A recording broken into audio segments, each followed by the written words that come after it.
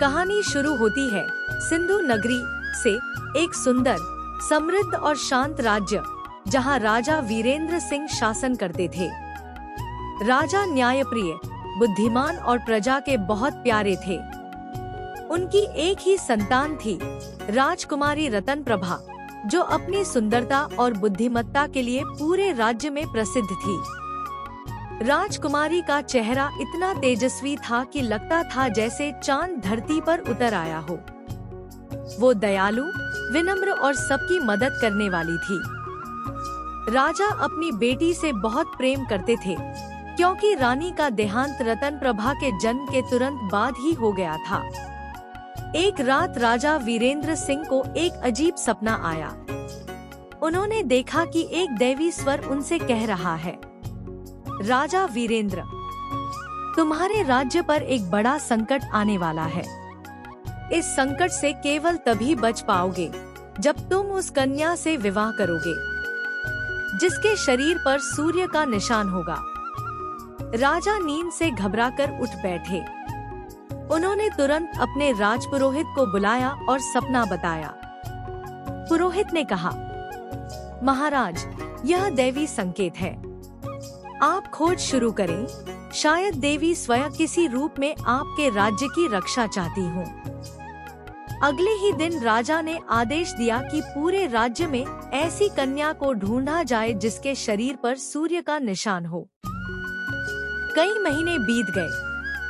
सैनिकों और सेवकों ने राज्य के कोने कोने की तलाशी ली, लेकिन ऐसी कोई कन्या नहीं मिली। राजा बेचैन हो गए।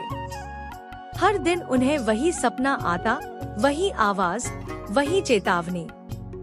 आखिरकार एक दिन, जब राजकुमारी रतन प्रभा महल के बगीचे में खेल रही थी, तभी हवा से उसका दुपट्टा हट गया और उसके कंधे पर एक सुनहरा निशान चमक उठा, सूर्य का प्रतीक। राजा ने जब यह देखा तो उनके होश उड़ गए। हे भगवान! राजा के मुख से निकला। वो समझ गए कि देवी के संकेत में बताई गई कन्या कोई और नहीं, उनकी अपनी बेटी ही है। उन्होंने राजपुरोहित को बुलाया और कहा, पुरोहित जी, अब क्या किया जाए? यह कन्या तो मेरी अपनी पुत्री है। पुरोहित ने सिर झुकाकर कहा, महाराज, देववाणी का उल्लंघन करना बहुत बड़ा अपराध है। अगर देवी ने संकेत दिया है तो अवश्य कोई रहस्य है। राजा पूरी रात नहीं सो पाए। सुबह तक उन्होंने एक निर्णय लिया। वो विवाह करेंगे, परंतु उस रहस्य को जानने के लिए, न कि किसी पाप की इच्छा से। विवाह की घोषणा सुनकर पूरा राज्य स्तब्ध रह गया।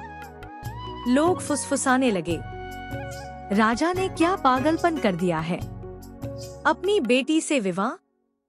यह कैसा अधर्म है? पर राजा ने सबको शांत किया और कहा, यह देवी की आज्ञा है, इसमें कोई अधर्म नहीं। राजा वीरेंद्र सिंह, तुमने अपनी परीक्षा पास की है।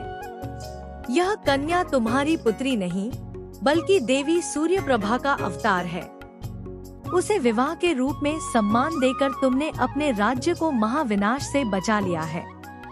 देवी ने मुस्कुराकर कहा, राजा वीरेंद्र, तुम सच्चे और धर्मनिष्ठ राजा हो।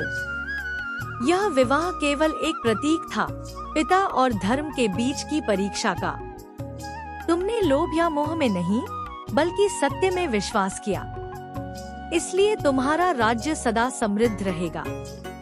यह कहकर देवी आकाश में विलीन हो गई। दोस्तों, अगर आपको यह रहस्यमय कहानी पसंद आई हो तो वीडियो को लाइक, शेयर और सब्सक्राइब करना न भूलें।